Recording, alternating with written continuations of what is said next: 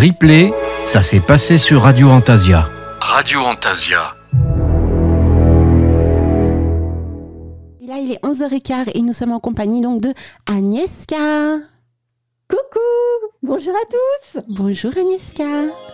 Bonjour Alina, bonjour la chouette équipe.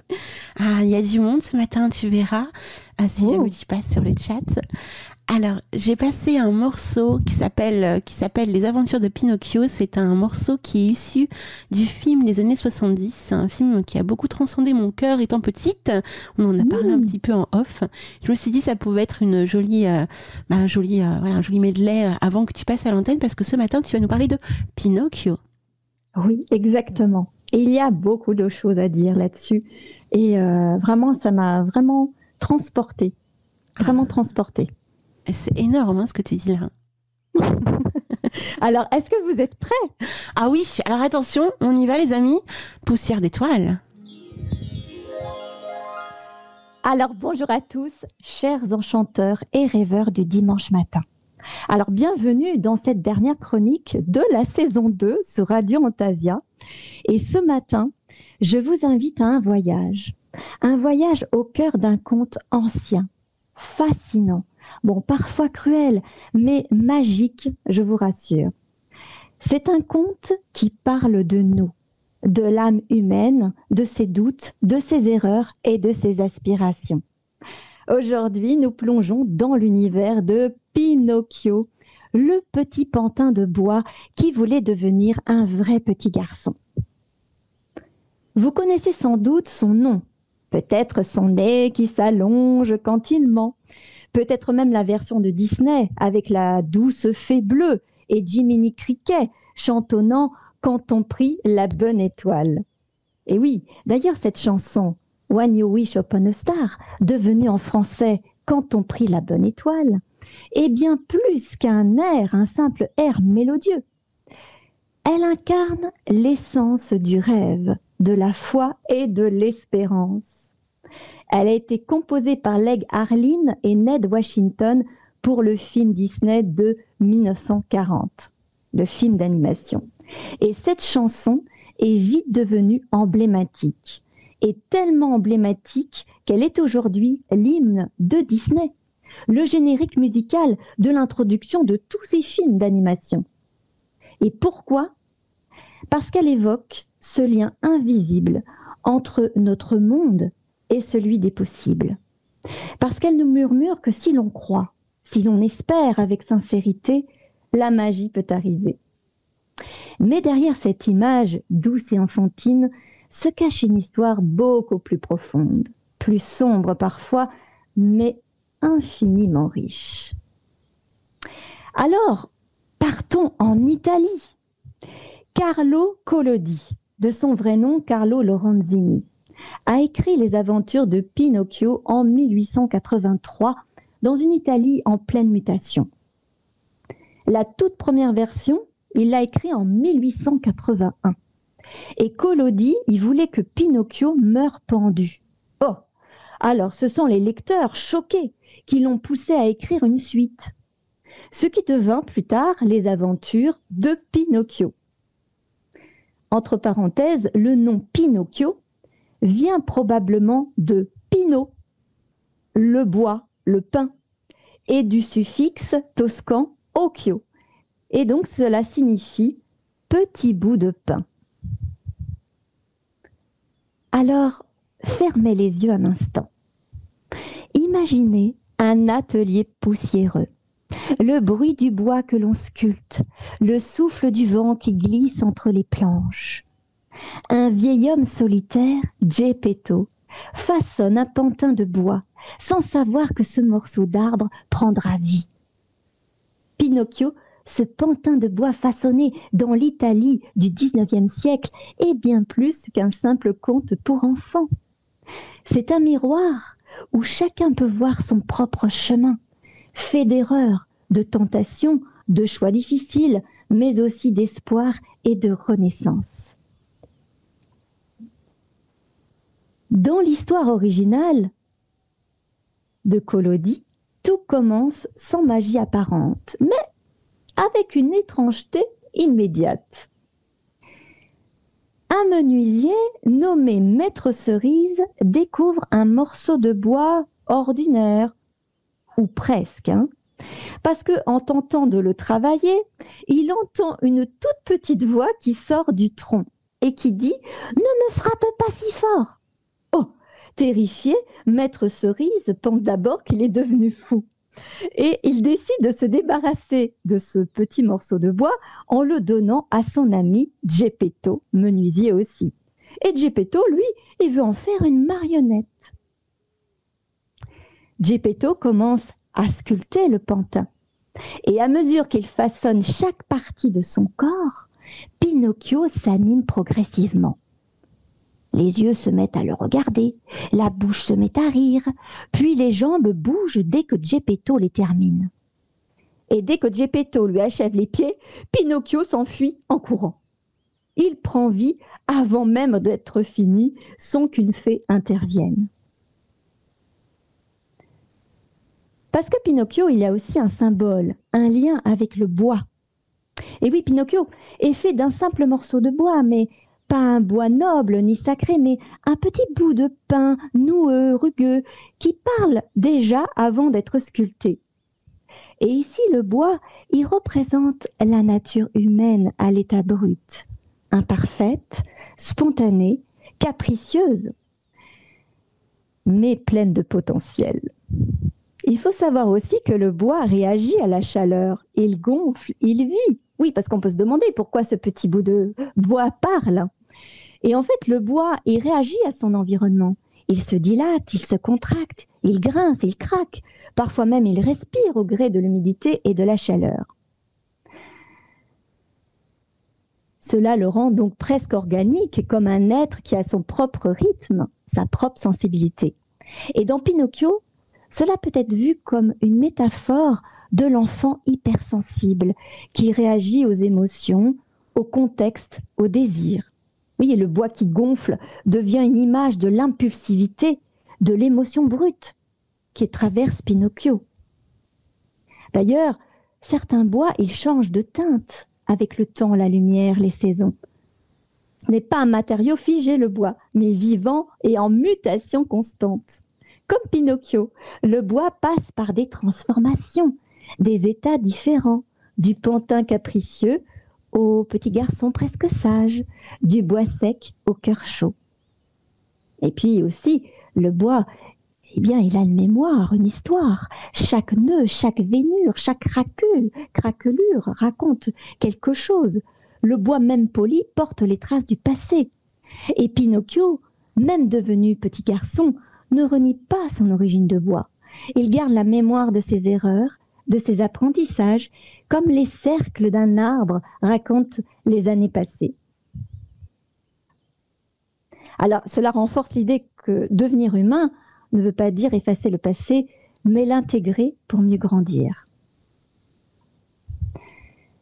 Pinocchio est un récit initiatique, c'est un chemin de transformation. Il ne s'agit pas d'un simple pantin de bois qui devient un petit garçon, il s'agit d'un être imparfait, manipulable, instinctif, qui apprend à force de douleur et d'amour ce que signifie être humain. Le mensonge représenté par le nez qui s'allonge est un signal. Mentir, c'est se déformer, perdre de sa propre valeur. Chaque mensonge éloigne Pinocchio de sa véritable essence. Et nous allons donc retrouver les personnages. Nous avons Geppetto. Geppetto, qui est Geppetto? Eh bien, pour moi, c'est le père, c'est le créateur, c'est le cœur qui attend. Geppetto, d'ailleurs, c'est peut-être le personnage le plus discret de l'histoire, mais aussi le plus profond. Et dans la version de Collodi, comme dans celle de Disney, Geppetto incarne la figure du père aimant, du créateur humble, de l'adulte qui rêve encore. Il vit seul dans la pauvreté, entouré de ses outils, d'un chat et d'un poisson rouge dans la version de Disney, et d'un immense désir d'aimer. Et quand il sculpte Pinocchio dans un simple morceau de bois, ce n'est pas seulement pour créer un jouet, une marionnette. C'est pour créer du lien, remplir le vide, faire naître un enfant là où il y a un silence. Son amour est immédiat inconditionnel. Il vend son manteau pour acheter un abécédaire à son fils. Il part à sa recherche dès qu'elle disparaît. Il attend, il espère, il pardonne. Il ne comprend pas toujours Pinocchio, mais il ne cesse jamais de l'aimer. Et en fait, le message derrière Geppetto, c'est aimer un enfant, ce n'est pas le fabriquer parfaitement, c'est pour le regarder tomber, se perdre et lui laisser la porte ouverte pour revenir. Geppetto nous parle de l'amour parental sans condition, de la création nourrie d'humilité et du pouvoir du pardon.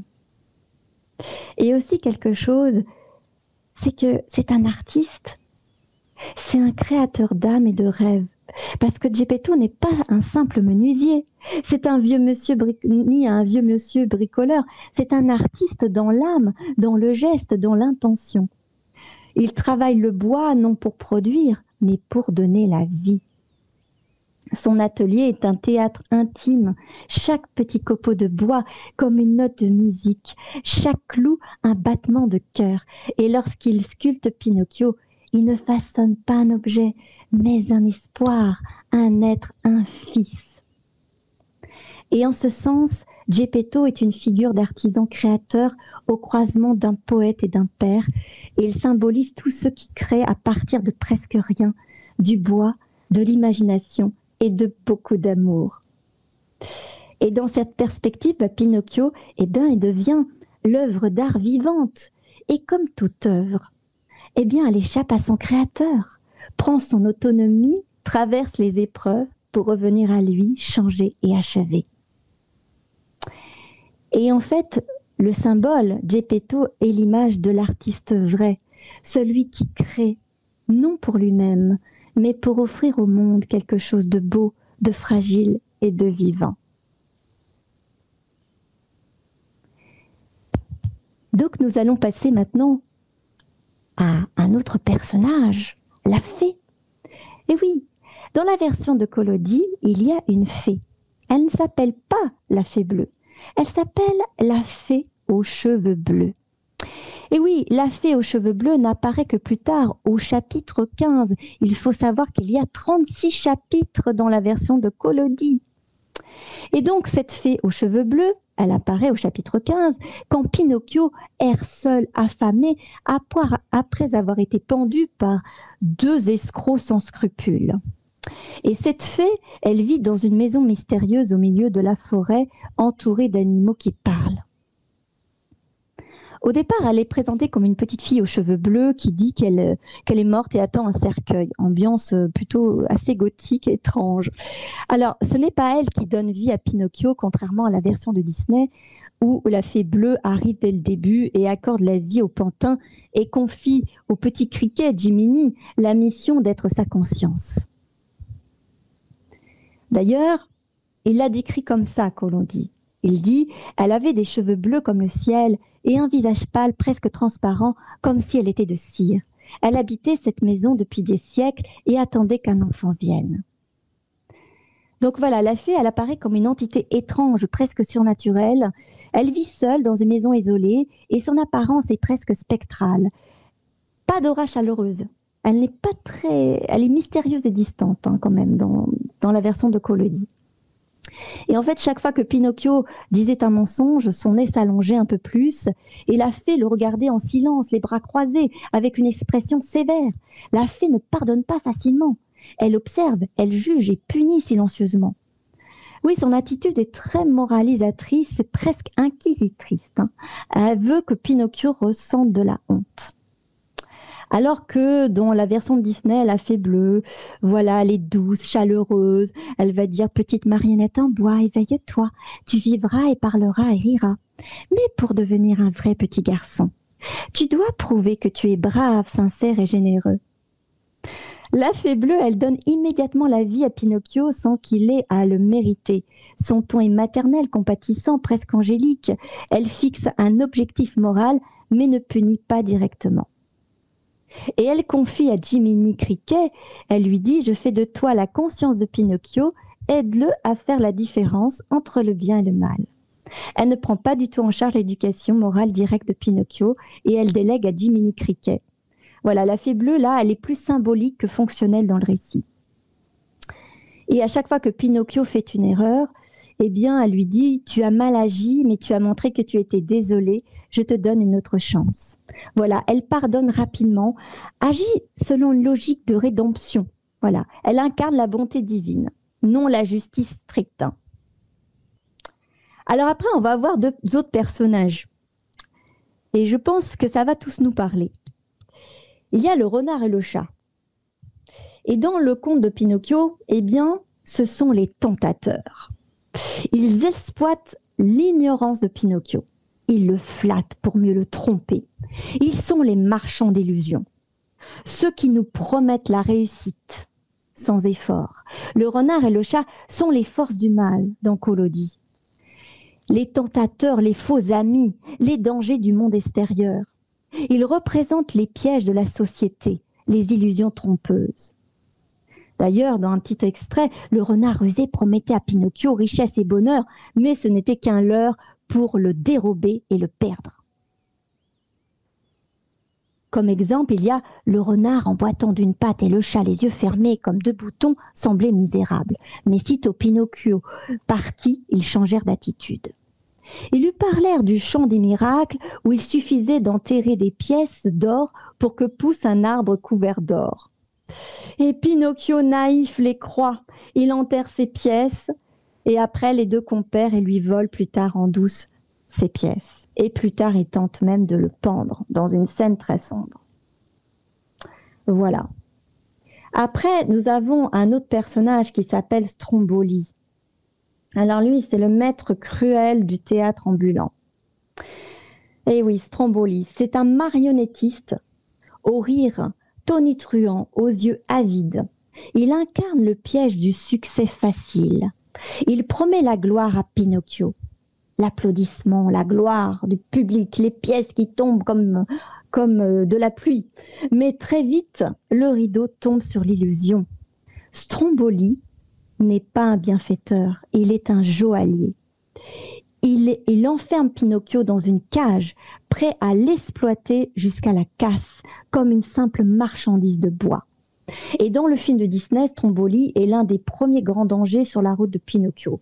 Il est l'ombre des adultes qui exploitent l'enfance, le reflet cruel du monde du spectacle lorsqu'il oublie l'âme derrière la performance. Et Stromboli, lui, il est la figure de l'exploitation, du travail forcé, de l'asservissement. Il montre combien le monde des adultes peut être cruel et combien il est facile d'être réduit à un simple objet. Après, on trouve dans Pinocchio l'île des plaisirs aussi, où les enfants deviennent des ânes. C'est une métaphore glaçante. Voilà, c'est-à-dire si l'on fuit l'effort, on ne travaille pas. Si l'on rejette le savoir, on se transforme en bête de somme. On perd son humanité et l'île des plaisirs est le lieu de la tentation. Voilà, ceux qui refusent la responsabilité deviennent des ânes, des esclaves de leur pulsion. Voilà. Il y a plusieurs paragraphes où il y a vraiment des métaphores comme celle-ci. Alors à la fin du conte, il y a le monstre marin, donc qui symbolise l'inconscient. C'est dans ces profondeurs d'ailleurs que Pinocchio accède à sa renaissance. Monstro la baleine symbolise l'inconscient profond, les épreuves qui nous engloutissent, mais qui, une fois surmontées, permettent la renaissance. Alors dans le conte de Collodi, ce n'est pas une baleine, et non. C'est un poisson-chien gigantesque, une bête marine terrifiante aux mâchoires si grandes qu'un navire entier aurait pu y sombrer. Et c'est là que Pinocchio, à bout de force, est avalé. Et dans l'obscurité humide, dans les débris flottants, il entend une voix qu'il connaît. C'est Geppetto, son père, enfermé là depuis des mois, vivant dans un coin de l'estomac du monstre. Éclairé seulement par la flamme tremblante d'une chandelle. Et il survit grâce à des poissons crus et à l'espoir. Alors la rencontre est bouleversante puisque Pinocchio, il pleure, il demande pardon. Et cette fois, ce ne sont pas des mots pour fuir des mensonges, ce sont vraiment des mots qu'il pense du fond de son cœur, qui sont sincères, vrais et qui guérissent. Et en fait, dans le sens symbolique, ce ventre de poisson n'est pas seulement une prison, c'est une matrice, un endroit de transformation ultime. Pinocchio y entre en pantin encore fautif et il en sort prêt à devenir un humain et dont la vérité. Et c'est ainsi que, porté par l'eau, par l'amour retrouvé, par ce lien tissé entre l'enfant et le père, dans les entrailles de la bête, que Pinocchio touche enfin terre. Mais ce n'est plus le même petit pantin de bois qui foule le sable mouillé. Quelque chose a changé. Et en traversant l'épreuve ultime, non pas par magie, mais par la volonté, le courage et le dévouement, il a franchi le seuil de l'enfance capricieuse pour entrer dans une autre dimension. Alors oui, ce n'est pas une fée qui le transforme chez Collodi, c'est l'acte même de devenir digne qui déclenche le miracle. Et oui, la transformation n'est plus un cadeau tombé du ciel, mais la conséquence d'un chemin parcouru. Mais au-delà de l'histoire, que signifie vraiment Pinocchio ? Eh bien, Pinocchio, c'est un archétype du voyage initiatique. Il symbolise la lutte entre l'innocence et la tentation, entre l'ombre et la lumière, entre l'enfance et l'adulte. Parce que Pinocchio, il doit affronter toutes ces figures pour finalement devenir humain. Il doit apprendre le courage, la vérité, la responsabilité et surtout l'amour.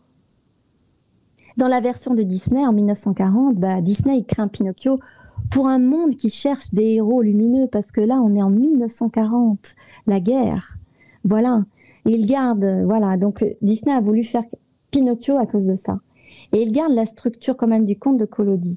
La chute, la faute, le pardon et la transformation. Donc sa version de Pinocchio est une version beaucoup plus douce, plus lumineuse, adaptée à un jeune public. Et comme je dis, la fée bleue, elle devient un personnage tendre et protecteur. Il y a le renard et le chat, donc qui deviennent John et Gideon. Ils sont plus comiques que menaçants. Voilà, c'est beaucoup plus doux. Et aussi, dans Disney, il y a les compagnons de cœur de Pinocchio qui sont Jiminy, Figaro et Cléo.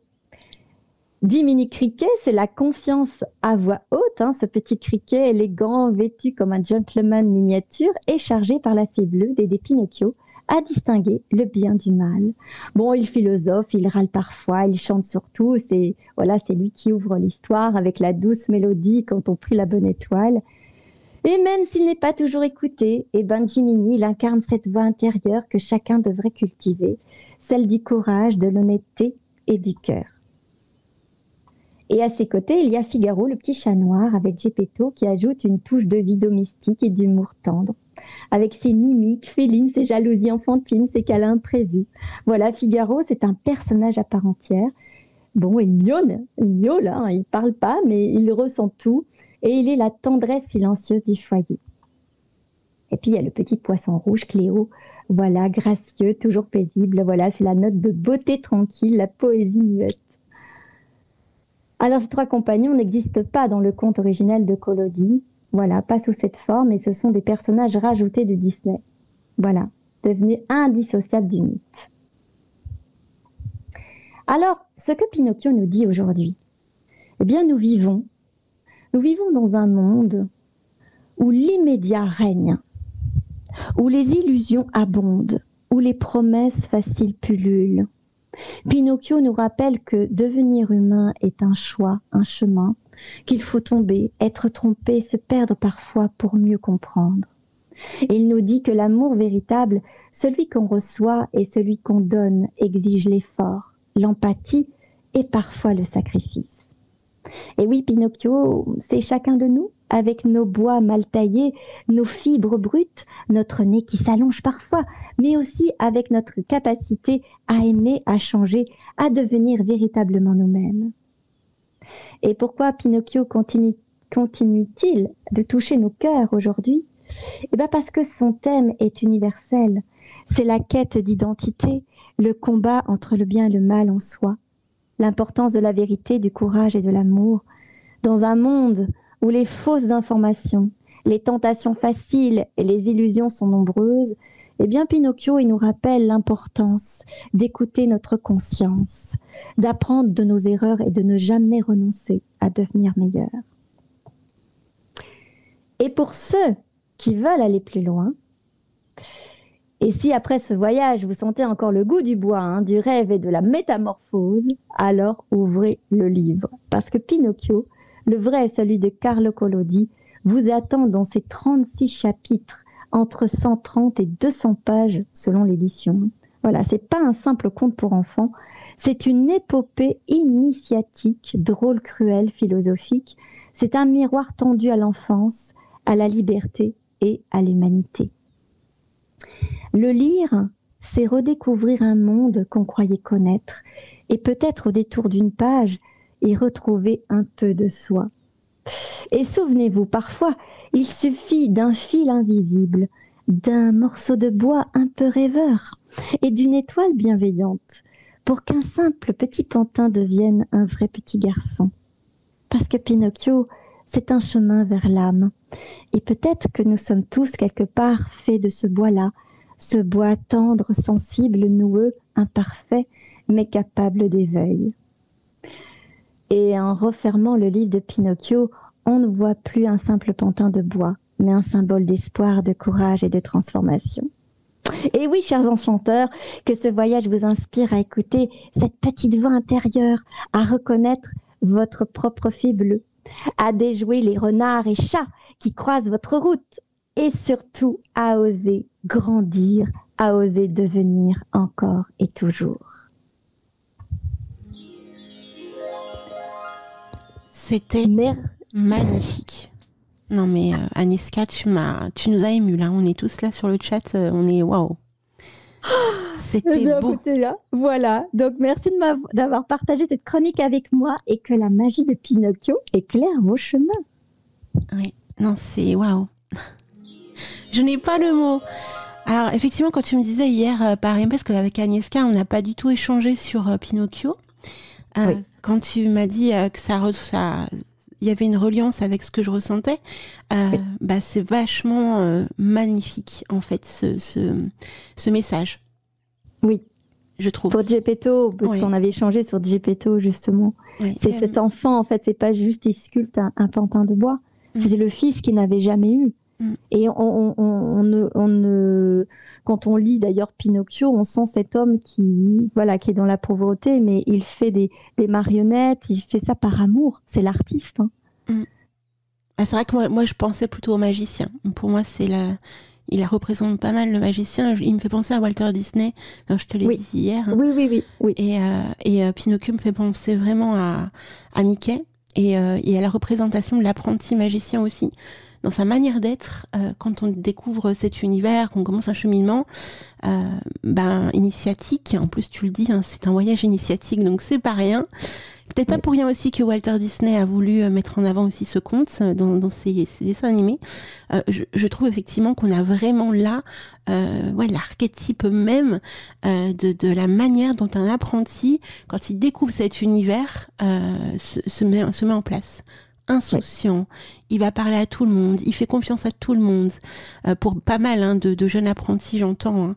Alors quand je dis jeunes apprentis, ça varie au niveau de l'âge, hein.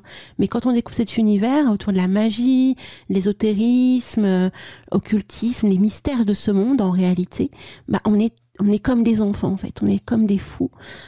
Et on fait confiance à tout le monde, en fait. On parle à tout le monde. On est heureux de découvrir des gens qui aiment ce qu'on aime. Et puis, on en prend plein les mirettes. Et on se laisse berner par des tentateurs, des fausses explications. Enfin bref, ça peut aller très très loin, en réalité. Mais je trouve que tu as réussi, là, à percevoir des clés émotionnelles de ce conte qui sont juste dingues, en fait. Et tout en douceur, en finesse. Tu as vraiment... franchement, je suis... c'est parce qu'en fait, j'ai vu dans Pinocchio vraiment ce qu'on vit dans notre monde. Et je pense que c'est vraiment ça. Quand je dis que c'est vraiment, nous vivons dans un monde où l'immédiat règne. Oui. Tout de suite, les illusions abondent. En fait, des mirages. On nous fait des promesses faciles. Et Pinocchio, en fait, comme tu dis, hein, on est là, on est naïf, on sort, en fait, on est tout jeune, on sait pas ce qui se passe. On croit, on pense que la personne qui est devant nous, elle a l'air tellement sincère. tellement sincère dans ce qu'elle dit. C'est pour ça. Les illusions, c'est ça, hein. Les promesses faciles. Puis alors, l'île de la tentation, là, enfin, c'est... Alors, c'est l'île des plaisirs. Oui, l'île des plaisirs, voilà. L'île des plaisirs, où les enfants deviennent des ânes. Alors, voilà, c'est assez glaçant, parce qu'en fait, là, si on fuit l'effort, tu vois, on le rejette. On rejette le savoir, en fait. Voilà, on se transforme en bête de somme. Si tu veux pas aller à l'école, par exemple. Oui. Les enfants qui veulent pas aller à l'école, voilà, bah, ils se retrouvaient à l'île des plaisirs. Mais ils devenaient de plus en plus bêtes parce ils étaient dans l'ignorance. Ils préféraient s'amuser et pas s'instruire. Oui. Penser à l'instant présent, penser au plaisir présent. Voilà. Tout simplement. C'est vraiment énorme. Et aussi la matrice, donc le ventre du poisson, parce que moi je savais pas que c'était un poisson-chien gigantesque hein, dans la version de Collodi. Hein. Enfin, je pensais toujours à la version de Disney. Avec la baleine. Et la baleine, voilà. Et là, en fait, c'est vraiment la matrice. C'est là où il se transforme, quoi. Parce que là, il demande pardon à son père.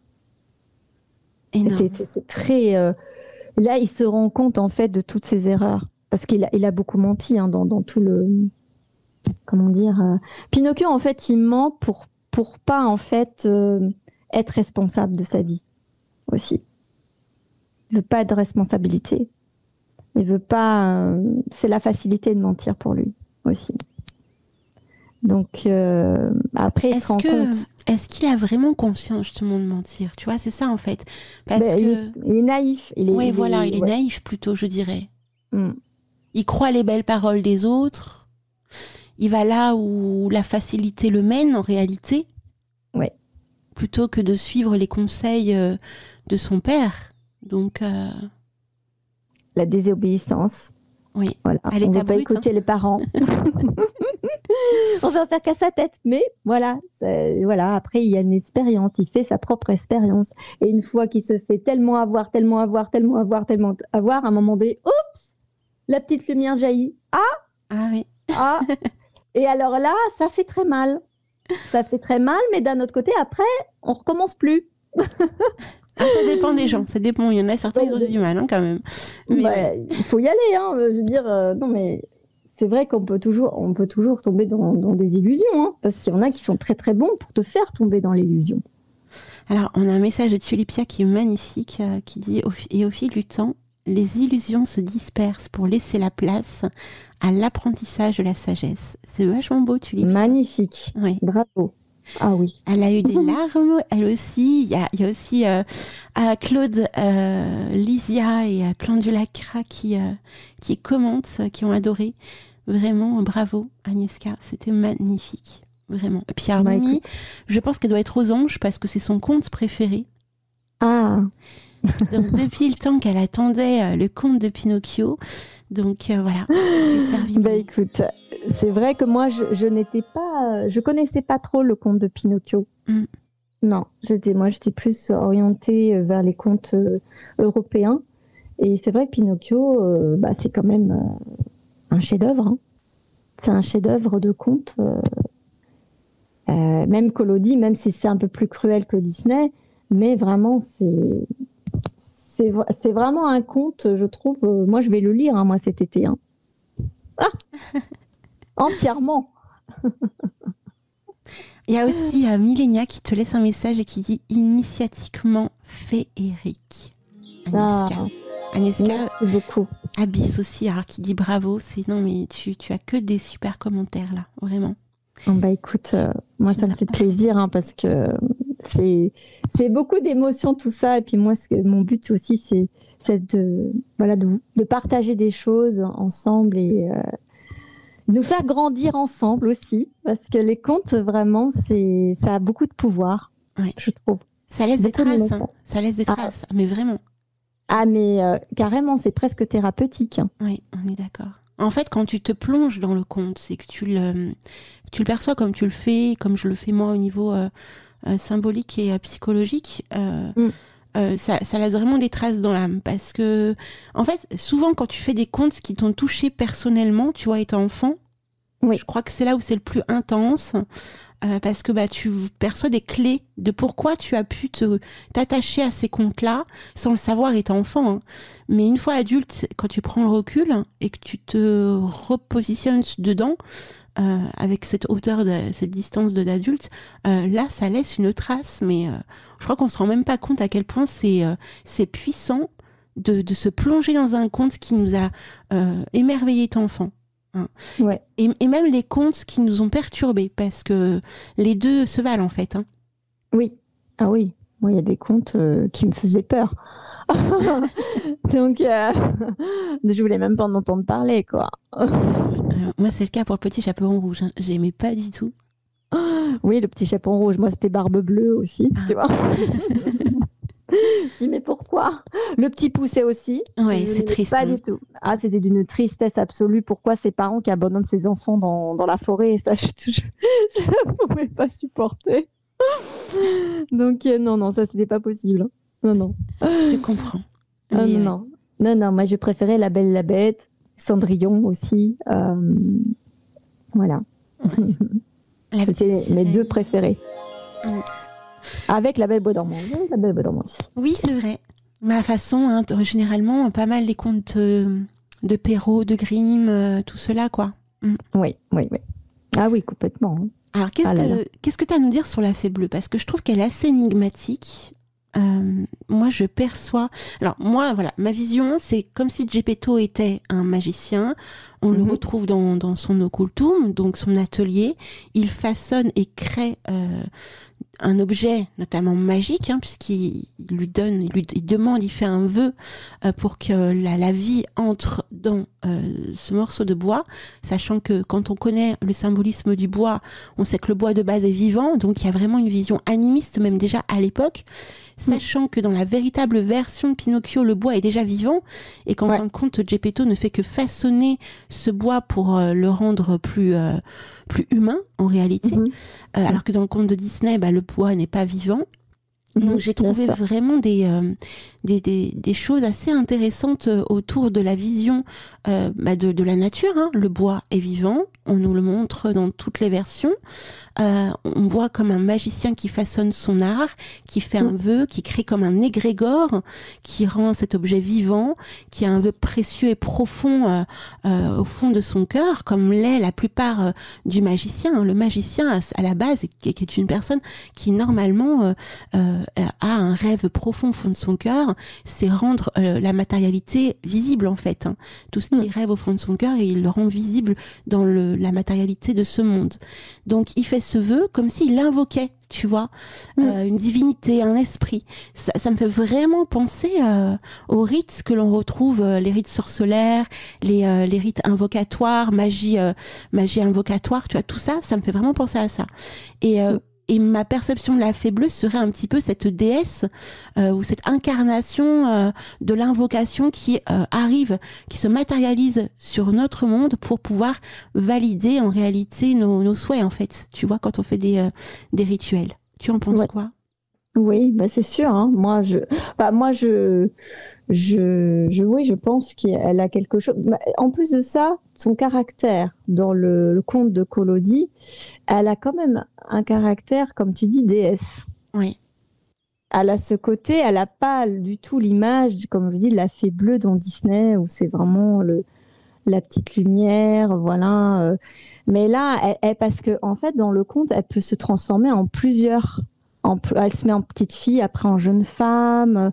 Tu vois, donc c'est vraiment elle déesse, mais magicienne presque aussi. Tu vois. Et oui. Tu vois, parce qu'elle peut se transformer en plusieurs personnages. Tout à fait. Dans le conte.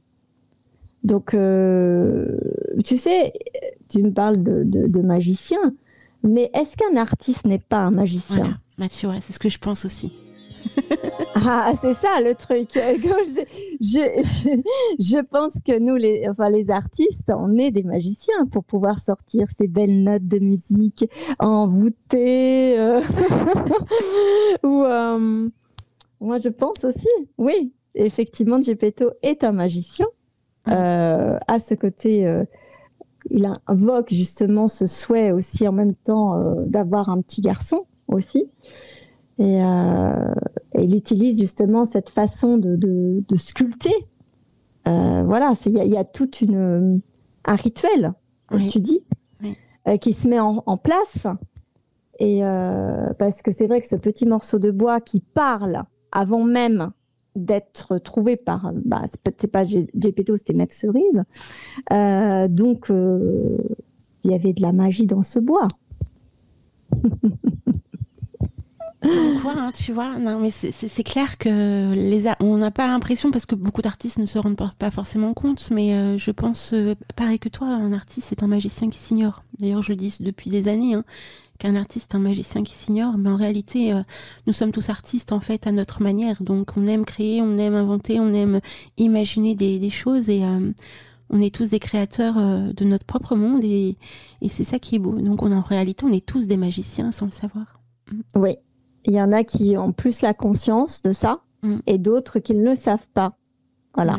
Et il faut réveiller. C'est pour ça qu'il faut aller au réveil des enchanteurs. Il faut venir. C'est clair. Il faut venir nous écouter.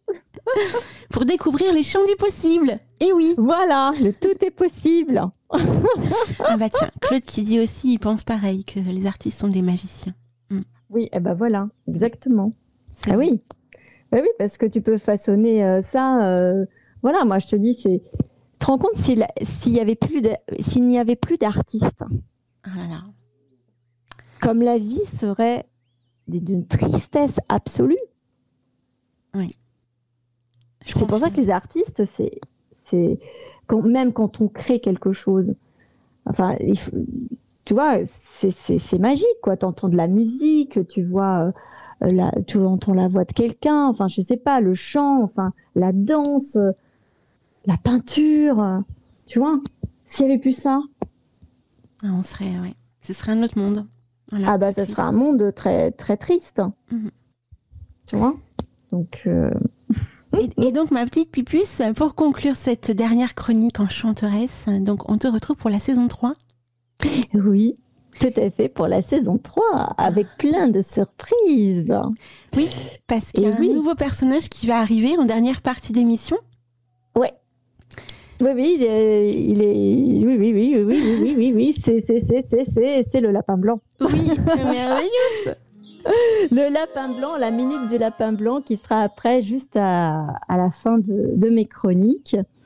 Donc, c'est vraiment la minute du lapin blanc, donc il nous dira... ce qui se passe dans le monde enchanté. Waouh. Et oui, d'ailleurs, je vais peut-être l'appeler. Lapin blanc, c'est à toi. C'est quoi cette histoire? Le lapin blanc n'est même pas dans le conte de Pinocchio. J'ai eu plus de succès que Cliquet, moi, tu vas voir. Je crois qu'il va avoir à la rentrée la minute de lapin blanc. Ah oui, une minute. Hein. Attention, Lina, un chronomètre. Une minute et pas plus, hein, parce que ça suffit. Je risque d'être très en retard. Non, mais c'est extraordinaire parce que voilà, en 2 clics, là, en 2 temps 3 mouvements, on a le lapin blanc qui se matérialise sur les ondes d'Antasia. C'est juste magique. Coucou, bienvenue, lapin blanc. Ça va bien? Tu as pas trop chaud en ce moment? Oh là là, c'est toute une histoire, surtout avec la fourrure de lapin. Oh là là. Eh oui. Je suis allée dans la mare des grenouilles. La grenouille, elle voulait pas de moi. Elle m'a dit, oh là là, va-t'en, toi. Oh, mon pauvre petit lapin blanc, donc t'as été éjecté de la mare? Oui, je suis dans le terrier maintenant. Le terrier tout noir. Voilà, je suis au frais. Hein. Je mange mes petites carottes, j'ai fait un jus de carotte. Impeccable. Ça doit être super bon. Et tu dois être avec notre ami Sylvain, parce que lui aussi, il est dans la grotte. Ah bah oui alors. Ah bah, il est où lui? Ah bah, Sylvain, où es-tu? C'est notre vampire. Ah bah, oh là, c'est une chauve-souris. Alors, très cher lapin blanc, pour cette saison 3 sur Antasia, tu vas donc faire ce qu'on appelle la minute du lapin blanc. Donc, tu vas nous transmettre des informations autour de l'univers fantastique, c'est ça? Oui, bon, ça peut être Alice au pays des merveilles, mais ça peut être aussi d'autres contes. Oh là là, vous allez voir, c'est les informations, hein. Les informations des bonnes nouvelles, hein, parce que ça suffit, hein, les mauvaises nouvelles. Et tu es au courant qu'Harry Potter revient bientôt sur Netflix, me semble-t-il? Non, HBO. Netflix? Oh là là, merveilleux. Oh là là, ça y est, je vais m'abonner alors. Non, je te dis des bêtises. En plus, je crois bien que c'est HBO, c'est pas Netflix. Oh, bah Désolée. alors, tu me déçois là. Oui, je suis désolée. Allez, ça mérite. Et en plus, alors dis-toi, Agnieszka, le petit lapin blanc, c'est que pour la saison 3, le 4e dimanche du mois, on aura également le gros cadeau.